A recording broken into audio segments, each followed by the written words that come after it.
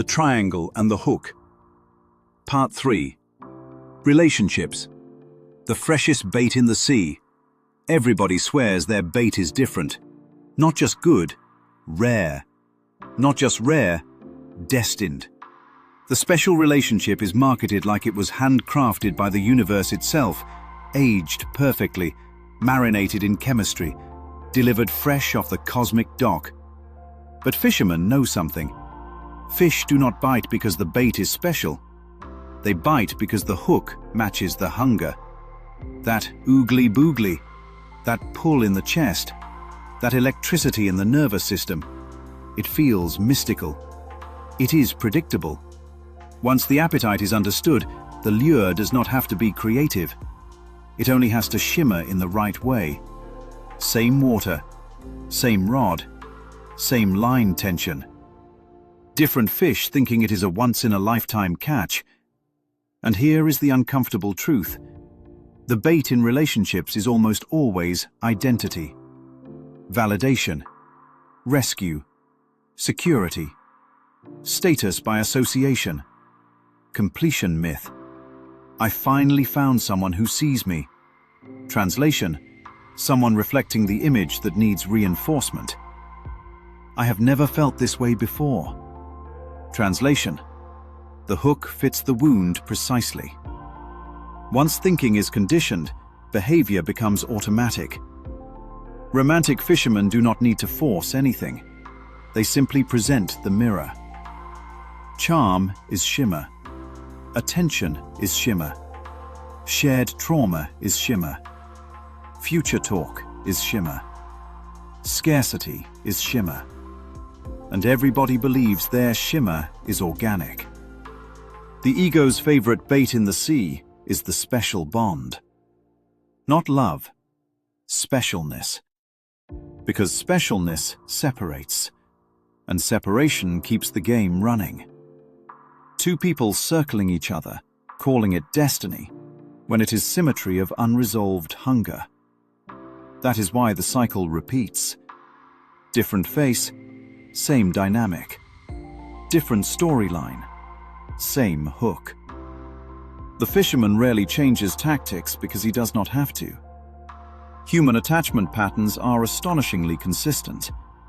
Anxious meets avoidant. Rescuer meets wounded. Admirer meets performer.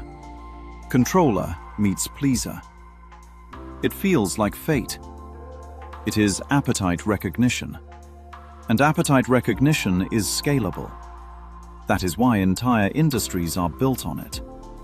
The lure is not accidental. It is engineered. But here is the deeper layer. The hook only works if the fish believes it lacks something. No hunger, no bite. The special relationship promises to close the gap between who I am and who I think I need to be. That gap is the water. And the fisherman never drains the water. He keeps it stocked. Because longing is renewable. That is why the freshest bait always looks new.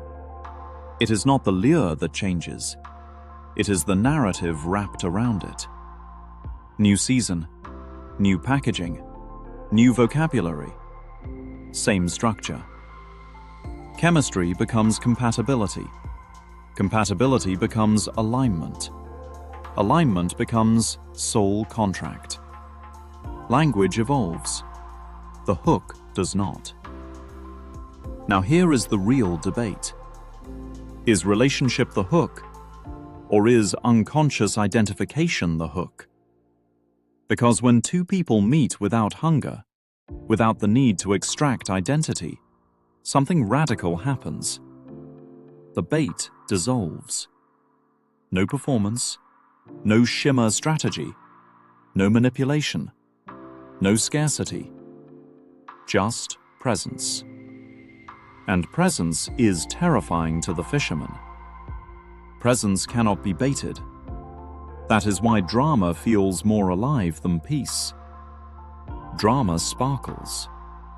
Peace does not glitter. Oogly boogly is intensity mistaken for depth. Intensity is voltage across insecurity. The fisherman counts on that. Because when the nervous system lights up, discernment goes offline. Predictable. Highly consistent. Once the mind is hooked, the actions follow automatically. But here is the quiet rebellion. What if the hunger is not proof of destiny? What if it is proof of conditioning? What if the most powerful move in the sea is not swimming toward the shimmer, but recognizing the hook? That recognition changes the triangle entirely. Fisherman, hook, fish. Once the fish sees the pattern, the fisherman loses leverage. And here is the paradox. When two beings meet without trying to extract identity from each other, there is no bait. And without bait, there is no hook. Relationships are where most people never realize they are in open water. They think they found treasure. They found technique.